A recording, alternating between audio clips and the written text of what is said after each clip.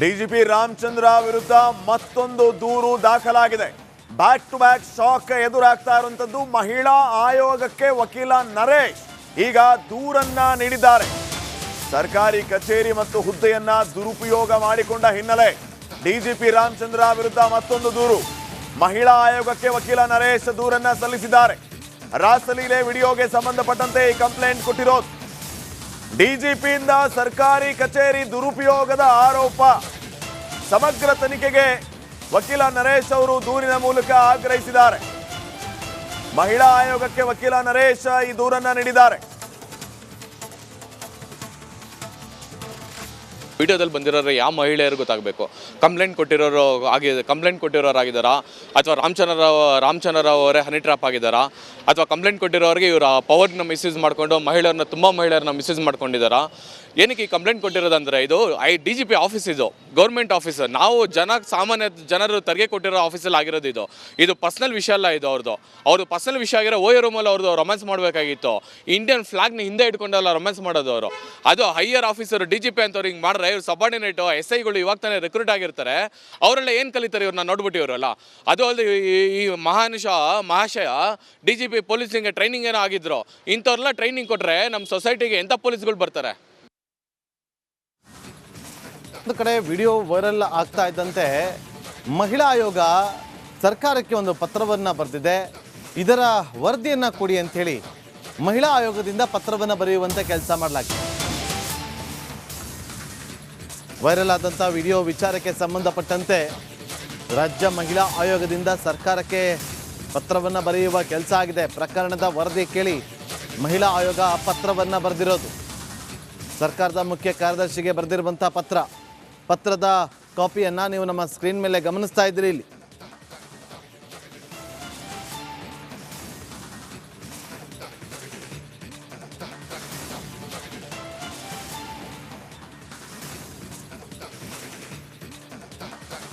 DGP Ramachandra ವಿರುದ್ಧ ಮತ್ತೊಂದು ದೂರು ದಾಖಲಾಗಿದೆ. ಬ್ಯಾಕ್ ಟು ಬ್ಯಾಕ್ ಶಾಕ್ ಎದುರಾಗ್ತಾ ಇರುವಂತದ್ದು ಮಹಿಳಾ ಆಯೋಗಕ್ಕೆ ವಕೀಲ ನರೇಶ್ ಈಗ ದೂರನ್ನ ನೀಡಿದ್ದಾರೆ. ಸರ್ಕಾರಿ ಕಚೇರಿ ಮತ್ತು ಹುದ್ದೆಯನ್ನ ದುರುಪಯೋಗ ಮಾಡಿಕೊಂಡ ಹಿನ್ನೆಲೆ ಡಿಜಿಪಿ ರಾಮಚಂದ್ರ ವಿರುದ್ಧ ಮತ್ತೊಂದು ದೂರು. ಮಹಿಳಾ ಆಯೋಗಕ್ಕೆ ವಕೀಲ ನರೇಶ್ ದೂರನ್ನ ಸಲ್ಲಿಸಿದ್ದಾರೆ. ರಾಸಲೀಲೆ ವಿಡಿಯೋಗೆ ಸಂಬಂಧಪಟ್ಟಂತೆ ಈ ಕಂಪ್ಲೇಂಟ್ ಕೊಟ್ಟಿರೋದು. ಡಿಜಿಪಿಯಿಂದ ಸರ್ಕಾರಿ ಕಚೇರಿ ದುರುಪಯೋಗದ ಆರೋಪ. ಸಮಗ್ರ ತನಿಖೆಗೆ ವಕೀಲ ನರೇಶ್ ಅವರು ದೂರಿನ ಮೂಲಕ ಆಗ್ರಹಿಸಿದ್ದಾರೆ. ಮಹಿಳಾ ಆಯೋಗಕ್ಕೆ ವಕೀಲ ನರೇಶ್ ಈ ದೂರನ್ನ ನೀಡಿದ್ದಾರೆ.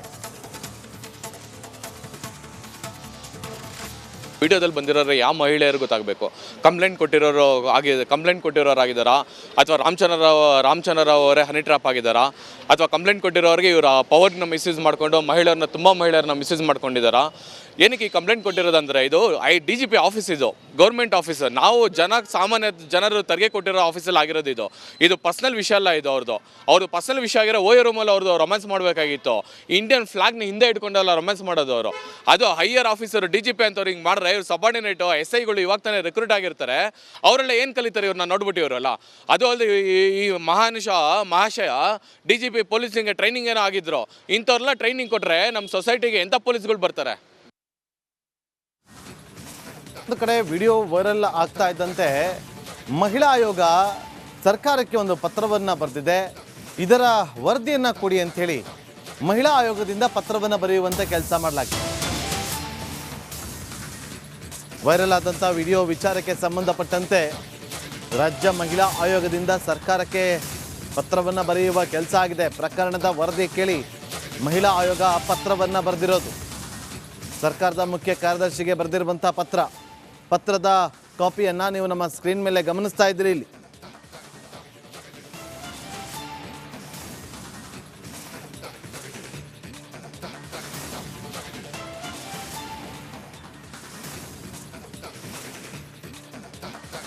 ಡಿಜಿಪಿ ರಾಮಚಂದ್ರ ವಿರುದ್ಧ ಮತ್ತೊಂದು ದೂರು ದಾಖಲಾಗಿದೆ. ಬ್ಯಾಕ್ ಟು ಬ್ಯಾಕ್ ಶಾಕ್ ಎದುರಾಗ್ತಾ ಇರುವಂತದ್ದು ಮಹಿಳಾ ಆಯೋಗಕ್ಕೆ ವಕೀಲ ನರೇಶ್ ಈಗ ದೂರನ್ನ ನೀಡಿದ್ದಾರೆ. ಸರ್ಕಾರಿ ಕಚೇರಿ ಮತ್ತು ಹುದ್ದೆಯನ್ನ ದುರುಪಯೋಗ ಮಾಡಿಕೊಂಡ ಹಿನ್ನೆಲೆ ಡಿಜಿಪಿ ರಾಮಚಂದ್ರ ವಿರುದ್ಧ ಮತ್ತೊಂದು ದೂರು. ಮಹಿಳಾ ಆಯೋಗಕ್ಕೆ ವಕೀಲ ನರೇಶ್ ದೂರನ್ನ ಸಲ್ಲಿಸಿದ್ದಾರೆ. ರಾಸಲೀಲೆ ವಿಡಿಯೋಗೆ ಸಂಬಂಧಪಟ್ಟಂತೆ ಈ ಕಂಪ್ಲೇಂಟ್ ಕೊಟ್ಟಿರೋದು. ಡಿಜಿಪಿಯಿಂದ ಸರ್ಕಾರಿ ಕಚೇರಿ ದುರುಪಯೋಗದ ಆರೋಪ. ಸಮಗ್ರ ತನಿಖೆಗೆ ವಕೀಲ ನರೇಶ್ ಅವರು ದೂರಿನ ಮೂಲಕ ಆಗ್ರಹಿಸಿದ್ದಾರೆ. ಮಹಿಳಾ ಆಯೋಗಕ್ಕೆ ವಕೀಲ ನರೇಶ್ ಈ ದೂರನ್ನ ನೀಡಿದ್ದಾರೆ. ವಿಡಿಯೋದಲ್ಲಿ ಬಂದಿರೋರು ಯಾವ ಮಹಿಳೆಯರು ಗೊತ್ತಾಗಬೇಕು. ಕಂಪ್ಲೇಂಟ್ ಕೊಟ್ಟಿರೋರಾಗಿದ್ದಾರಾ ಅಥವಾ ರಾಮಚಂದ್ರ ರಾವ್ ಅವರೇ ಹನಿ ಟ್ರಾಪ್ ಆಗಿದ್ದಾರಾ ಅಥವಾ ಕಂಪ್ಲೇಂಟ್ ಕೊಟ್ಟಿರೋರಿಗೆ ಇವರ ಪವರ್ನ ಮಿಸ್ಯೂಸ್ ಮಾಡಿಕೊಂಡು ತುಂಬ ಮಹಿಳೆಯರನ್ನ ಮಿಸ್ಯೂಸ್ ಮಾಡ್ಕೊಂಡಿದ್ದಾರಾ?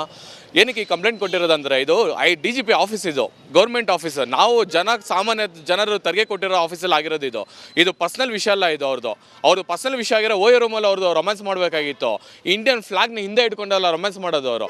ಅದು ಹೈಯರ್ ಆಫೀಸರು DGP ಅಂತವ್ರು ಹಿಂಗೆ ಮಾಡಿದ್ರೆ ಇವ್ರು ಸಬಾರ್ಡಿನೇಟು SIಗಳು ಇವಾಗ ತಾನೇ ರಿಕ್ರೂಟ್ ಆಗಿರ್ತಾರೆ. ಅವರೆಲ್ಲ ಏನು ಕಲಿತಾರೆ ಇವ್ರನ್ನ ನೋಡ್ಬಿಟ್ಟು ಇವರಲ್ಲ. ಅದು ಅಲ್ಲದೆ ಈ ಮಹಾಶಯ DGP ಪೊಲೀಸಿಂಗೆ ಟ್ರೈನಿಂಗ್ ಏನೋ ಆಗಿದ್ರು. ಇಂಥವ್ರೆಲ್ಲ ಟ್ರೈನಿಂಗ್ ಕೊಟ್ಟರೆ ನಮ್ಮ ಸೊಸೈಟಿಗೆ ಎಂಥ ಪೊಲೀಸ್ಗಳು ಬರ್ತಾರೆ? ಒಂದು ಕಡೆ ವಿಡಿಯೋ ವೈರಲ್ ಆಗ್ತಾ ಇದ್ದಂತೆ ಮಹಿಳಾ ಆಯೋಗ ಸರ್ಕಾರಕ್ಕೆ ಒಂದು ಪತ್ರವನ್ನು ಬರೆದಿದೆ. ಇದರ ವರದಿಯನ್ನು ಕೊಡಿ ಅಂಥೇಳಿ ಮಹಿಳಾ ಆಯೋಗದಿಂದ ಪತ್ರವನ್ನು ಬರೆಯುವಂಥ ಕೆಲಸ ಮಾಡಲಾಗಿದೆ. ವೈರಲ್ ಆದಂಥ ವಿಡಿಯೋ ವಿಚಾರಕ್ಕೆ ಸಂಬಂಧಪಟ್ಟಂತೆ ರಾಜ್ಯ ಮಹಿಳಾ ಆಯೋಗದಿಂದ ಸರ್ಕಾರಕ್ಕೆ ಪತ್ರವನ್ನು ಬರೆಯುವ ಕೆಲಸ ಆಗಿದೆ. ಪ್ರಕರಣದ ವರದಿ ಕೇಳಿ ಮಹಿಳಾ ಆಯೋಗ ಪತ್ರವನ್ನು ಬರೆದಿರೋದು. ಸರ್ಕಾರದ ಮುಖ್ಯ ಕಾರ್ಯದರ್ಶಿಗೆ ಬರೆದಿರುವಂಥ ಪತ್ರದ ಕಾಪಿಯನ್ನು ನೀವು ನಮ್ಮ ಸ್ಕ್ರೀನ್ ಮೇಲೆ ಗಮನಿಸ್ತಾ ಇದ್ದೀರಿ. ಇಲ್ಲಿ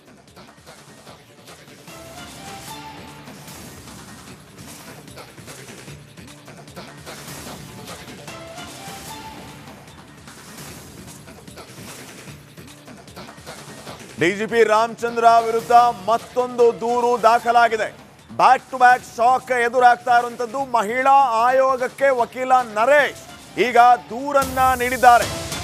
ಸರ್ಕಾರಿ ಕಚೇರಿ ಮತ್ತು ಹುದ್ದೆಯನ್ನ ದುರುಪಯೋಗ ಮಾಡಿಕೊಂಡ ಹಿನ್ನೆಲೆ ಡಿಜಿಪಿ ರಾಮಚಂದ್ರ ವಿರುದ್ಧ ಮತ್ತೊಂದು ದೂರು. ಮಹಿಳಾ ಆಯೋಗಕ್ಕೆ ವಕೀಲ ನರೇಶ್ ದೂರನ್ನ ಸಲ್ಲಿಸಿದ್ದಾರೆ. ರಾಸಲೀಲೆ ವಿಡಿಯೋಗೆ ಸಂಬಂಧಪಟ್ಟಂತೆ ಈ ಕಂಪ್ಲೇಂಟ್ ಕೊಟ್ಟಿರೋದು. ಡಿಜಿಪಿಯಿಂದ ಸರ್ಕಾರಿ ಕಚೇರಿ ದುರುಪಯೋಗದ ಆರೋಪ. ಸಮಗ್ರ ತನಿಖೆಗೆ ವಕೀಲ ನರೇಶ್ ಅವರು ದೂರಿನ ಮೂಲಕ ಆಗ್ರಹಿಸಿದ್ದಾರೆ. ಮಹಿಳಾ ಆಯೋಗಕ್ಕೆ ವಕೀಲ ನರೇಶ್ ಈ ದೂರನ್ನ ನೀಡಿದ್ದಾರೆ. ವಿಡಿಯೋದಲ್ಲಿ ಬಂದಿರೋರು ಯಾವ ಮಹಿಳೆಯರು ಗೊತ್ತಾಗಬೇಕು.